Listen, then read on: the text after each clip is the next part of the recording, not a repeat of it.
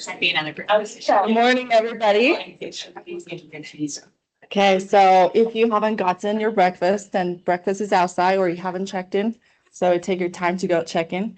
So I just wanted to say thank you for coming here today and be with us and enjoy breakfast with us. And I'm so happy I can be here today with all of you. And our director, Dr. Maureen, she cannot be here today. So I'm just helping her to introduce our speaker today. So our speaker is Heather Nemelka, and she is the founder of Elevare, dedicated to helping women build confidence and return to the workforce through training, mentorship, and community support, drawing from over 20 years in leadership and marketing, as well as her personal journey of re-entering the workforce as a single mom of 5. Heather created Elevare to empower women during career transitions. Beyond Elevare, Heather serves as vice chair of the Silicon Slopes AI chapter and sits on the board of Bear River Mutual and Mom Tribe. She holds a BA in communications and an MBA from Brigham Young University. Above all, she loves being a mom to her 5 kids. So we turn the time to Heather.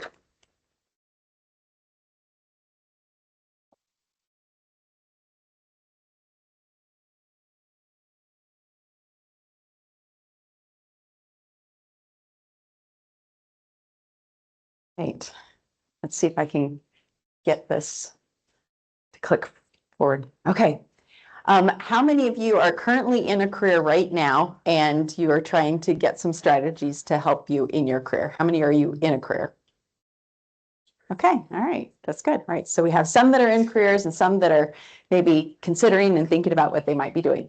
As she mentioned, I help women mostly with their career strategies. So returning the workforce, but also rising in their career. So I think I can provide a lot of really great information for all of you that are here. Oprah Winfrey said, "You get in life what you have the courage to ask for." And self-advocacy is about asking for what you want and what you need. And my mom always used to say to me when I was growing up, Heather, if you don't ask, the answer is no. And so I knew from that there was nothing wrong with actually trying and asking, because if you don't ever even ask, you know what the answer is. And so this is something that has always served me really well.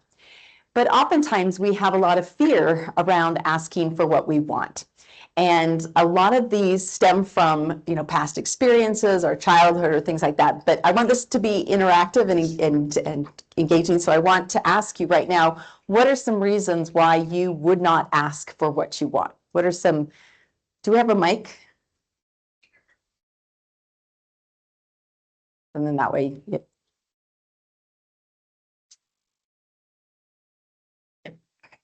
What are some reasons why you wouldn't ask?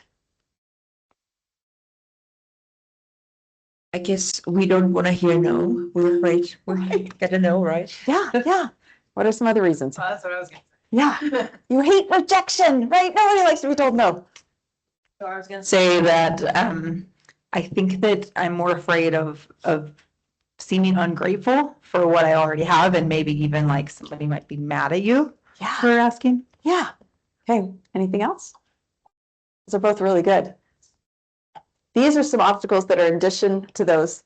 So fear of being seen as too ambitious. Sometimes when you're in the workforce, especially if you're a woman, people can say, oh man, she's just too ambitious. She just wants more and more. And that can oftentimes be a barrier.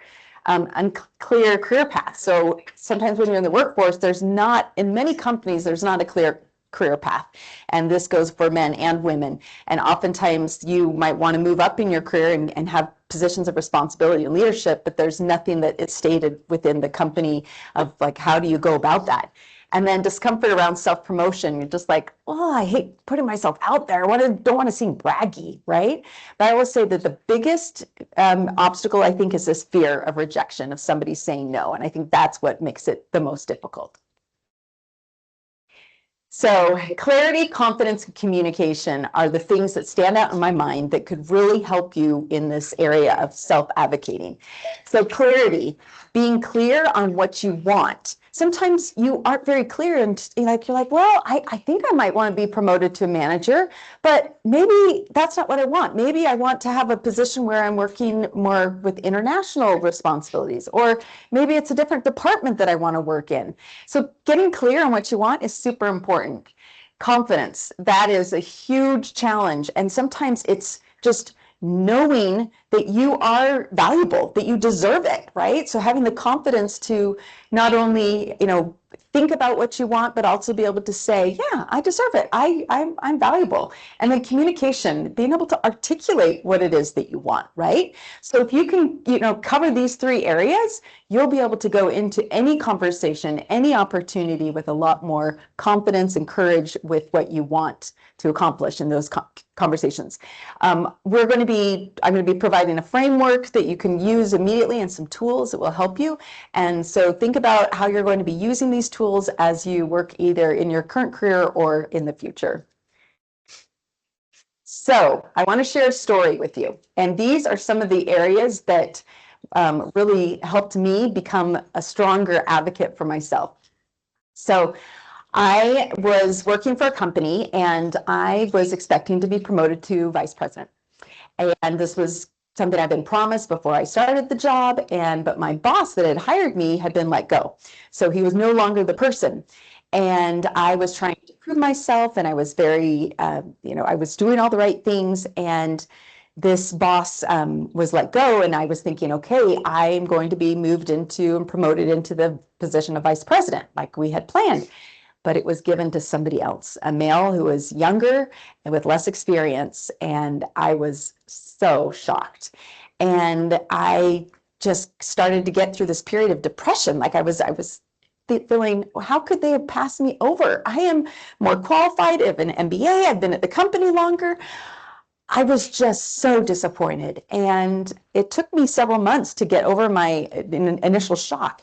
But then once I was over it, I was like, why isn't the company recognizing me, what a superstar I am? And prior to this job, I'd always been promoted. Early in my career, I had to self-advocate, but after that, I was always promoted after a certain period of time, and I never had to put myself out there. And so I thought to myself, why don't they see how awesome I am? I don't understand. I should be a vice president at this point. And I was just really down on myself, and I was thinking about leaving the company and trying to figure out, okay, when should I leave? This isn't working for me. And I was at an event, and I happened to be at a Rangers game, a baseball game. And one of the leaders of the company in the C-suite, he asked me how I was doing. He's like, Heather, how are things going for you? And I'm like, and I paused, I'm like, do I share? And I thought, you know what, I can trust him. So I said, not so well. I'm really feeling discouraged. I'm not happy with my job. And this took a lot of courage for me to share, right? Because I didn't want it to get to other people, but I just was very nervous about that. And he said, tell me more, what's going on? And I said, well, and I gave him the history of what I was expecting. I was thinking I was going to be made a VP, and I wasn't. And I didn't feel like the responsibilities I had were very challenging. And the job wasn't what I was expecting at all. And he said, well, he looked me in the eyes and he said, Heather, are you running to the ball? And we happened to be at a baseball game. And I'm like, running to the ball. And I grew up with 5 brothers, so you would think that I know, sports analogies and things like that, but none of them played baseball, so I had no idea what he was talking about. And he could tell that I was confused, and he said, running to the ball means proactively going after it. And he said, in baseball, the players, and in other sports, you hear about hockey players skating to the puck, but oftentimes they are supposed to and trained to run to the ball in baseball. And especially like a shortstop is specifically trained. He stands between second and third base, and he is there to proactively run towards the ball. And oftentimes, if you wait for the ball to come to you, then the sun can hit you in your eyes and you can't see, or it can be deflected, it can bounce on the ground and hit off weird and have a different angle. And oftentimes that can actually change the entire play. So if a player is running to the ball, they are able to control the play and have much more, of an opportunity to be able to make really great decisions and to, get a player out or whatnot. And so he asked me again, are you running to the ball? I'm like, no, I'm not. I knew I wasn't running to the ball. I had just rested on my laurels, all the things that I had done in the past, and expected, oh, that the company would see my value and they would automatically promote me. But that wasn't the case here. And so he said, I want you to just think about how you could run to the ball. And so I formulated my plan. I created a gaps analysis. And if you don't know what a gaps analysis is, it's basically you analyze or look at different areas of the company that you have touch points with and give a recommendation of changes that could be made and what you could do to create that impact.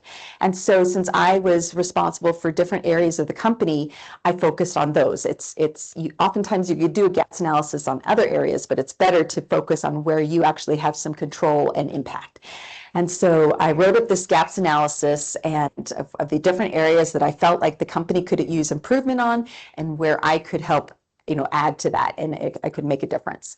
And then I contacted the chief revenue officer who was who was over marketing. So I was in the marketing department, and I set up time to speak with him, and so I could present this gaps analysis to him. And I was very nervous, but again, I really wanted to have a promotion. I wanted to be recognized.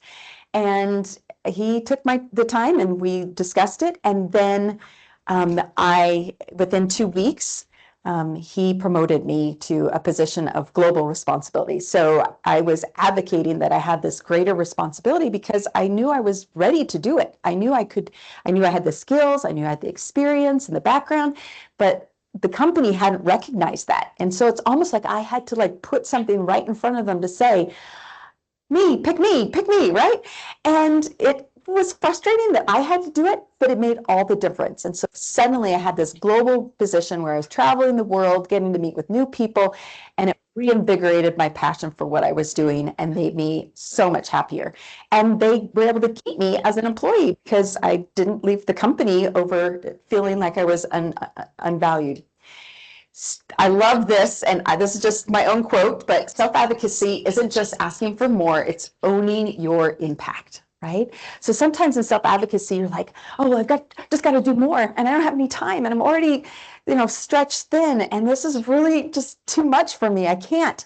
But really, it's about owning what you're already doing. When I did this gaps analysis, I was able to show the company all the things I had been doing and where I could provide greater impact. And so it wasn't just that I was trying to say, okay, I need to be given more responsibility. No, I was able to say, this is what I'm doing, and I'm not being recognized for it, but here are some ways that you can continue to benefit from the value that I can bring. So we're going to talk about this framework, and this is going to make all the difference in how you approach your career and advocating for yourself. And I call it the RISE framework because it's easier to remember with an acronym like that.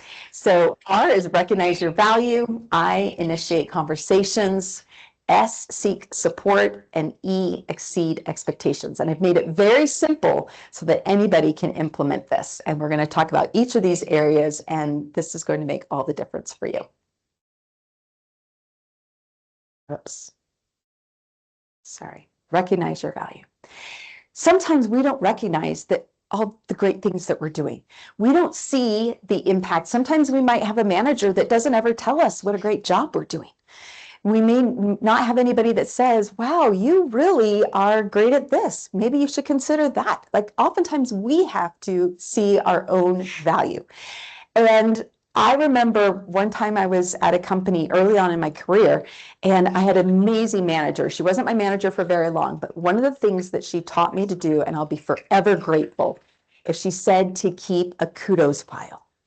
And she said, anytime somebody sends you an email, says something verbally, you need to put all of these in what she called a kudos file. And so when I was in this job, I created this file, and anytime somebody sent me an email and said, Heather, great job in the event, that was really great, I would put it in this kudos file. Or if somebody said something verbally to me, I would send because this was all in my email, I would send myself a message saying that so-and-so said that I did this great, and I gave the circumstances, and I put it in this file. But even if you're not in the workforce right now, anytime that somebody compliments you or says, great job, it could be something you volunteered with, something at church, something in the community, your family, put it in like a journal or somewhere where you can capture those things that you're doing really well. Because over time, we lose confidence in ourselves because we don't recognize the value that we bring. Alex Hormozy is a really amazing entrepreneur, and he teaches people how to sell and how to be better entrepreneurs. And something that he shares is confidence requires evidence. And oftentimes, especially with women, you're busy doing things for other people. Maybe it's in your home, maybe it's just in the community or in classes, and you forget that you have a lot of value and you forget all the things that you've done. And so oftentimes when I'm working with women, I will tell them to do an exercise where they take the time to look at all the things that they've done for themselves in their career, all the things that they've done, in the home, all the things that they've done in the community, and capture that. And sometimes you also have to ask other people because you forget. So another exercise I recommend is asking others, say, can you tell me of a time when I, exceeded your expectations? Tell me a time when I followed through and you were really surprised and amazed at the great job, or whatever it is.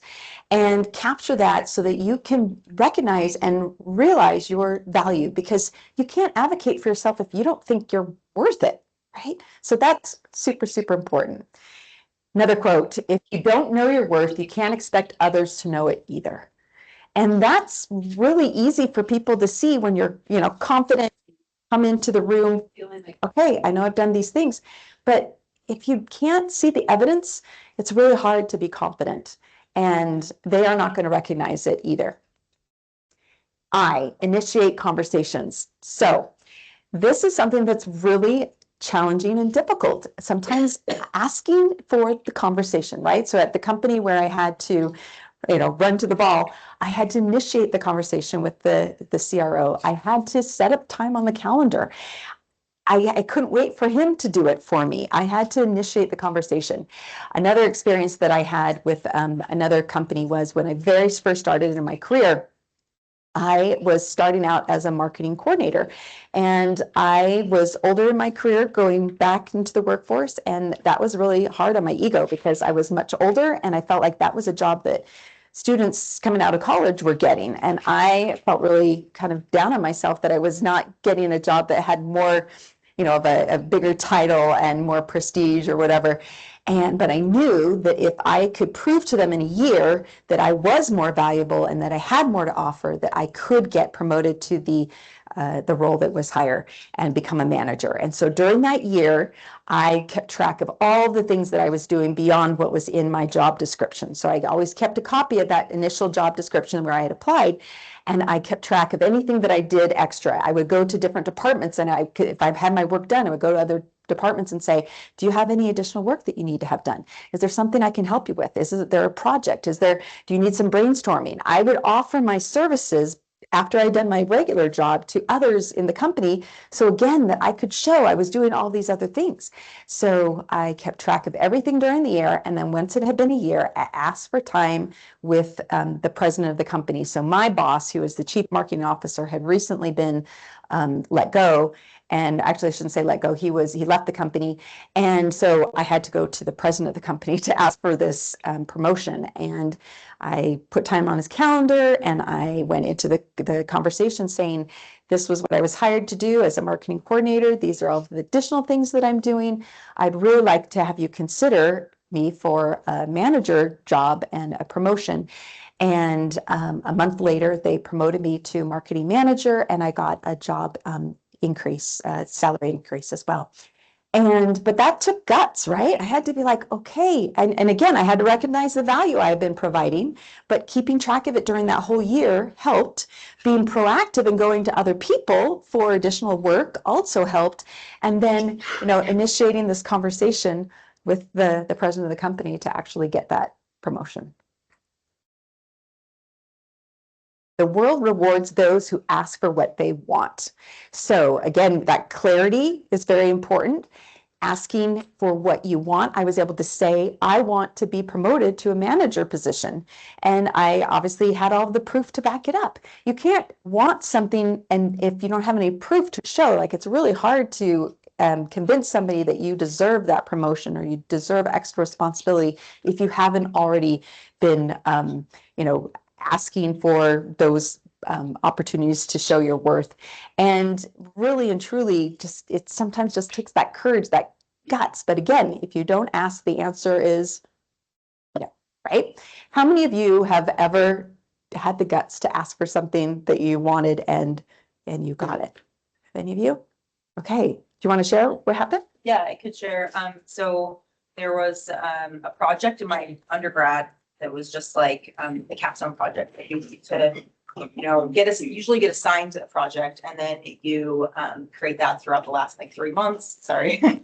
And yes, there was a opportunity to go on a trip to the UK and create this documentary and a multimedia package or whatever. And I thought, well, hey, that would actually make a really good capstone. So I like asked for it. I asked the guy who was in charge, like, hey, ask more questions about it. What would that look like?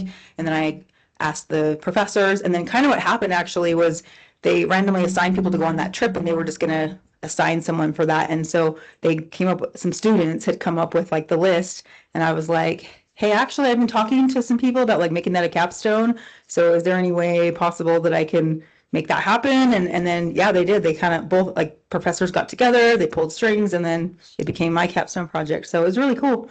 I love that. So even before, like as a student, like you can start advocating for yourself now. That's amazing. I love it. Anybody else want to share a time when they advocated for themselves? And okay, well, if not, there are going to be opportunities, hopefully, that you'll be able to advocate. But again, she knew what she wanted, and then she had the courage to ask. Right? Whoops, this is okay. Seek support. Oftentimes, we need mentors, we need allies to help us support our goals, right? And so if you're either, in a school situation or in work, looking around you to see who could actually advocate for you as well behind the scenes. So you have to self-advocate, but there's also value in having a mentor or an ally, even a what we call a sponsor, that will help you get the, ball moving. So oftentimes that could be either a colleague that has been at the company longer than you have and has more experience with either, moving projects and getting more responsibilities and has already advocated for themselves. Sometimes it can be an actual ally within the company that is like a person in a position of responsibility. They could be in a department that is, similar to yours, but different. And so there's no competition. Also too, looking for people outside of, school and work to also mentor you. And oftentimes that requires asking. Again, seeking support requires asking. So reaching out to that person and saying, I really value your opinions, your leadership style. I think I could learn a lot from you. Would you have time to mentor me? And you want to make it very simple and easy for them to mentor you. You want to give them like a time frame. This is how much time a month. And not put it on them. So you come to them and you say, this is what I would love to get. And then also give, right? So anytime you ask for something, always try to give something back. You can say, I'd be happy to work on any projects that you might have, or if I can help you also advocate in different areas, please let me know. And sometimes you don't know how you can give, right? But if you always offer, that is a very, that's a position of strength to come from, instead of always just please give, right? And I always look for opportunities to help others too, because even though you may be in a position that you think is weak, meaning you don't have the experience or you're not in a position of strength, of leadership, you actually, compared to somebody else, you are, right? So always look to help other people that may not have the same experience that you do. And you might think, well, but I'm not as experienced as someone else. But guess what? You're more experienced than someone that you are in a peer group with, or at school or other situations. So always look for opportunities to seek and ask for the support. But again, you have to ask. People who advance often have advocates who are pulling for them.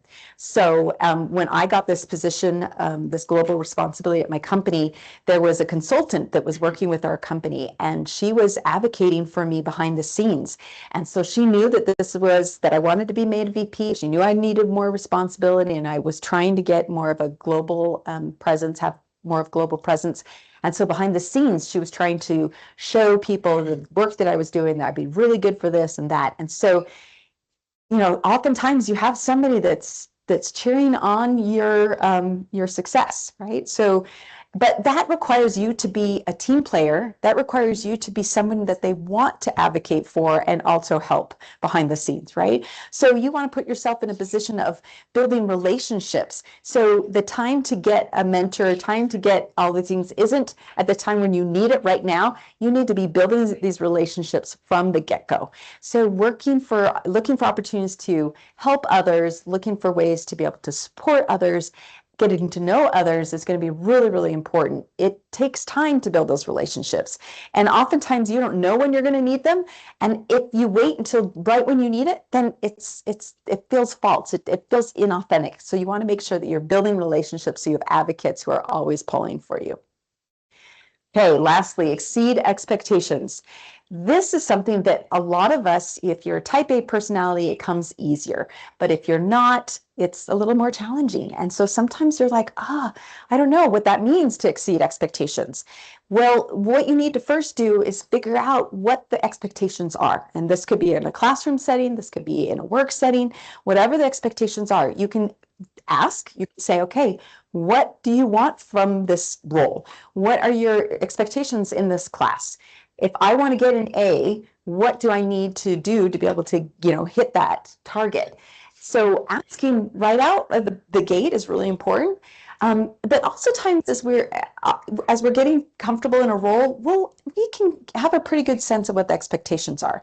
And we always want to look for ways to exceed expectations. So in baseball, the runner that is running to first base always runs through the base. If you watch baseball, they run through the base and they're safe because they've hit the base, and that momentum carries them through. And oftentimes that momentum is critical, because if the defensive player is going to catch the ball, and let's say the sun hits his eyes and he misses it and it drops, that runner, because he's already run through the base, can continue on to second base and go on from there. So that momentum carries him through. So just like in baseball, our expectation is to not only follow through, but do more, right? And the best players are those that go above and beyond, those that, come to practice early, stay late, do extra, the more than they were expected, helping other players. And that's what you want to do also in work and school, is always exceeding expectations. And like I said, if you don't know what those expectations are, don't be afraid to ask, because sometimes there might be an expectation that you aren't even aware of exists. And so it's really important to understand what those look like, but always look for ways to help others. Like, how can you make an even bigger impact? When I was at my first job, AT Tape, I had only been there a month, and the chief marketing officer called me up one Sunday, and I didn't even recognize his voice. And since I'd only been there a month, I didn't even know his phone number. It didn't come up with his name on my phone. And he called, and he was really sick, and he wasn't going to be able to go to this photo shoot with James Harden, which was who's an NBA basketball player. He wasn't going to be able to go to the shoot to capture the footage from these shots that were going to be used for packaging and advertisements and social media. And he said, Heather, I can't go, and our marketing director, she has cancer, and so she can't go. Do you think you can go? And at this point, I was a marketing coordinator. Remember? That's what I was hired to do, as marketing coordinator. And I don't know why, but I said yes. I'd never done a photo shoot before. I had found all the shots that we wanted for the packaging and advertisement, so I knew what we needed to get, but I'd never done it before. I never worked with a photographer before. Like, it was so high pressure. But for whatever reason, I said yes, because I had in this mindset that I wanted to exceed expectations. I wanted to be a manager, so I needed to show that I could do more than what they were expecting. And I went to this photo shoot, and miraculously, everything went so well. And I also had the confidence to ask for a shot that wasn't on the shot list. So this was a shot that I had in my mind that was kind of creative and clever, but wasn't on the shot list. And I thought, well, if we have time to capture it, then I'm going to ask for it. And we did have time. And so I asked the photographer if he would capture this last shot, and he did it. And a few weeks later, he let me know that ESPN magazine had selected it, this particular shot, for their All-Star Week edition. And so it was like this full, picture, and it was the picture that I had gotten, I had courage and confidence to ask for. And that exceeded the expectations. That wasn't on their minds. They were not looking to try to get in ESPN magazine, but it was this picture of James Harden with the tape on his shoulder, and it was great for the company. So always looking for ways that you can exceed the expectations. And if you don't know and you are too nervous to ask the person that is responsible for you or that you're working with, ask others, because others also have a good sense of what that would look like. You can also ask those that have either been at the company longer or those that have been in your peer group longer. You can ask them for advice and just say, what would you do? Also, too, I love ChatGPT, and you can even get on ChatGPT and say, give me some suggestions of ways that I can, this is the job, this is the class, what can I do to exceed the expectations of the professor or the boss? Going above and beyond is not about doing more work. It's about delivering exceptional value. Okay.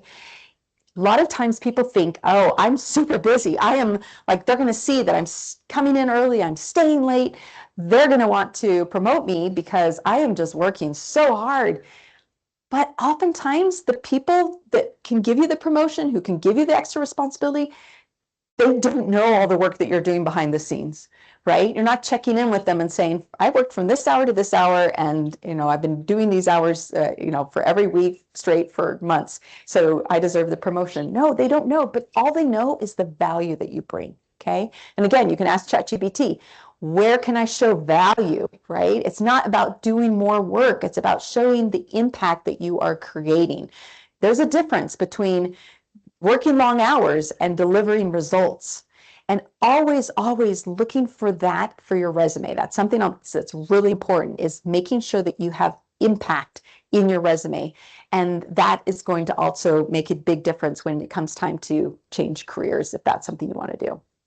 All right, so here's your toolkit. You're going to start a kudos file. And I mentioned that earlier. And this can be just handwritten notes in a notebook. This can also be a file on your computer.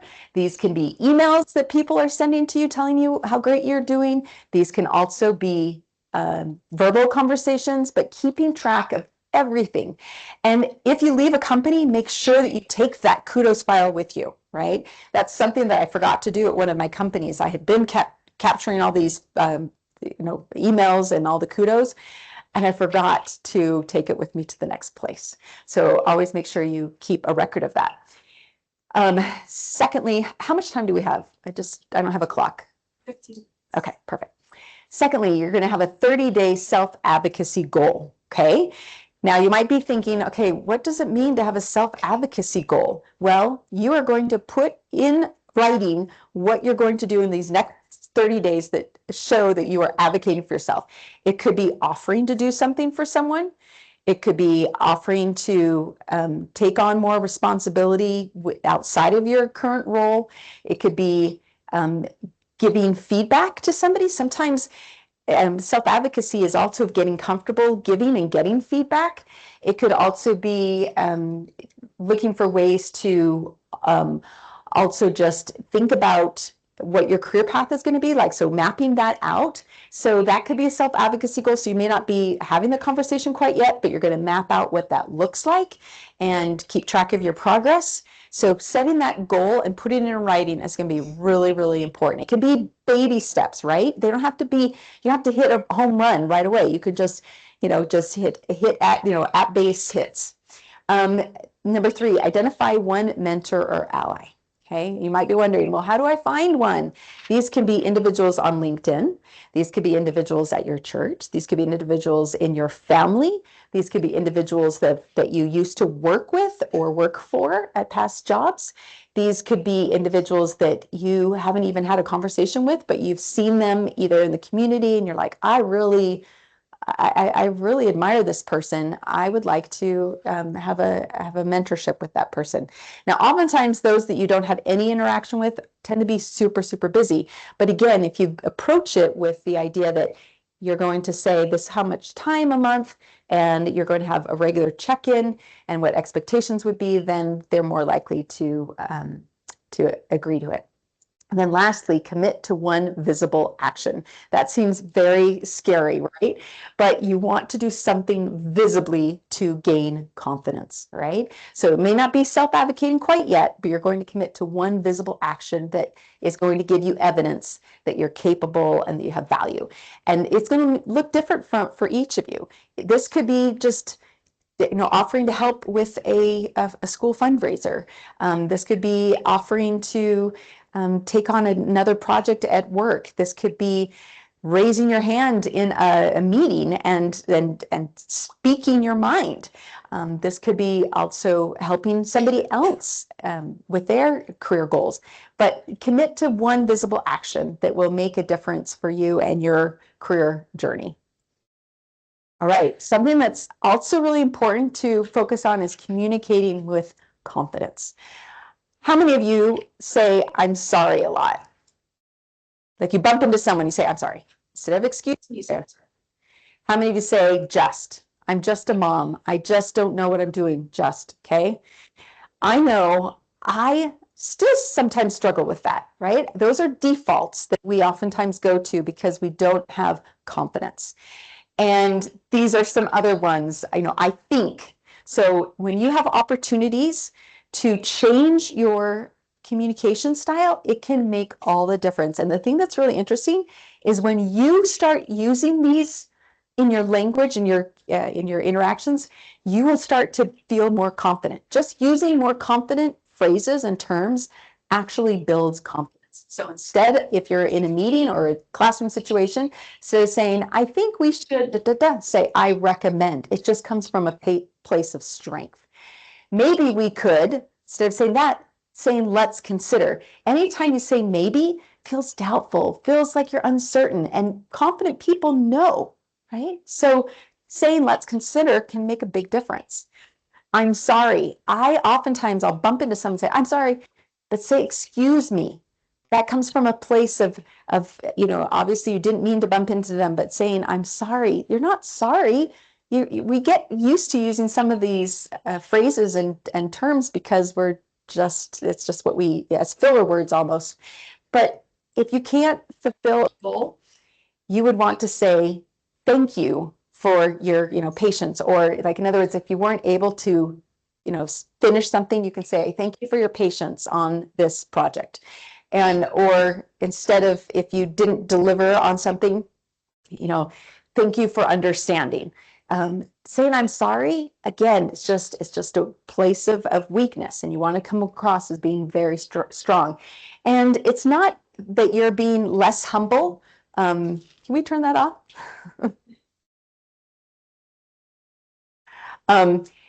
You're still humble, but it's just you want to be able to come from a place of strength. And actually that makes all the difference. If people can hear you saying, other words, terminology, you're not coming across as not being humble, you're still strong. Another one, I'll try to say I will, or I plan to. And that is a super powerful way to frame your conversations as well. So you can add this to your list of visible actions you're going to take this week, right? So using this is a visible action. So consider that. All right. So like I said, you're not going to try to hit a home run right away. You're going to take small swings. So asking for feedback. How many of you ask for feedback and it's easy for you? Awesome. Awesome. Great. I was going to say, like, I'm in product design and you're supposed to do this constantly, but it's still hard. It's still hard, right? I've been doing this for years. It's still hard. Especially because we kind of know when we have fallen short. We kind of know when we've disappointed someone, but it's so hard to ask for somebody else's feedback and if you're asking for feedback, you need to be okay with the positive and the negative feedback. right? And sometimes it's negative, but the negative is actually where we grow. A lady that I love, she always says there's no growth in comfort and no comfort in growth. How are you supposed to grow if you don't ever get the feedback? So you want to welcome the feedback, not only as an individual contributor, but also as a leader. So you want to be able to have that feedback, because then you improve, you get better. If you don't know what you're doing wrong, how do you get better? And so asking for feedback is a sign to others within your organization that you're also promotable, that you're also a good leader, because good leaders ask for feedback. They're not afraid to hear maybe the things that they're not doing right, because again, if you're a good leader, you're going to want to improve. Propose an idea, right? You made a great suggestion of, like, you proposed the capstone project idea, right? So look for ways to propose an idea. It could be just creating efficiency, either at work or in the classroom. Like, you can like, I thought about this and I think we could do it this way. This might help us. And you're just giving a suggestion. And again, you're dealing with possible rejection. They could say, nope, that's not a good time. That's not whatever. But it's okay, because you can always propose it at another time, right? So the timing might not be right, but the idea still may be great. But think about ways that you can propose an idea to help the organization.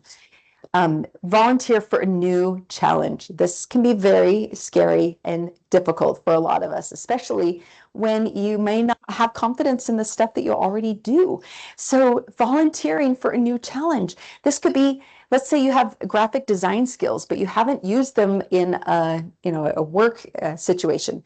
Volunteer to help somebody with their flyer, their baby shower, their, whatever else that they might need. But look for opportunities to volunteer, even if it's something that's completely out of your wheelhouse. Like when I did that photo shoot, I had no experience. I had no idea what I was doing, but I knew I was going to learn from that. And sometimes that's what a volunteer is too. Don't think that you have to have the experience. So also, when I wanted to get into tech, I volunteered at the tech events, and I would just say, I'd love to attend this event. Could use more volunteers. And then I got free admission into the event and also learned a lot. So I got to work with other people. So sometimes just volunteering is going to give you the experience and the boost that you need to help you in your career. Again, goes beyond self-advocacy, but it also is, you're telling yourself that, you know what, I can take on this new challenge, even though I don't have the experience. People understand. That's the other thing. We forget that other people have been in our shoes before too, right? They know what it's like to put themselves out there and be uncertain. So it's not going to be a bad thing. In life, as in baseball, the person who runs to the ball changes the play. And really and truly, running to the ball made all the difference in my career after that. After I learned and realized that all this time was resting on my laurels, waiting for somebody else to recognize what a rock star I was, as soon as I realized that I couldn't do that anymore, changed the game for me. Because not only did I learn how to build myself up in my roles and careers and build relationships, but it also taught me confidence and how to recognize my value and to bring it to the forefront. Because like I said, everybody's busy in their company. They don't recognize what you're doing. They know you're working, but they may not be able to recognize what you're actually doing in the company itself. So run to the ball. Anytime you think of an opportunity to say yes, say yes. It seems scary. One year I made it my goal. It was the year of yes. And no matter what, I was going to say yes. I mean, within reason, right? But it made all the difference too, to get brave and confident. So just to remind you, you're going to recognize your value. You're going to initiate conversations. You're going to seek the support, and you're going to exceed expectations. And by doing this, you're going to rise in your career wherever you are. Like I said, you can use this in the classroom, you can use this in your career, but as you start building these habits now, it'll just help you become even stronger in your career and going forward.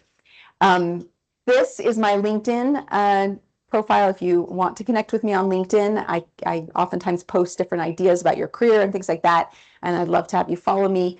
And if you want to know more about what I do for women and helping them rise and return to the workforce, you can go to elevare.com. It has 2 A's, but my expectation and hope is that you're going to use these tools to rise in your careers, and I look forward to hearing more about your success in the future. Thank you.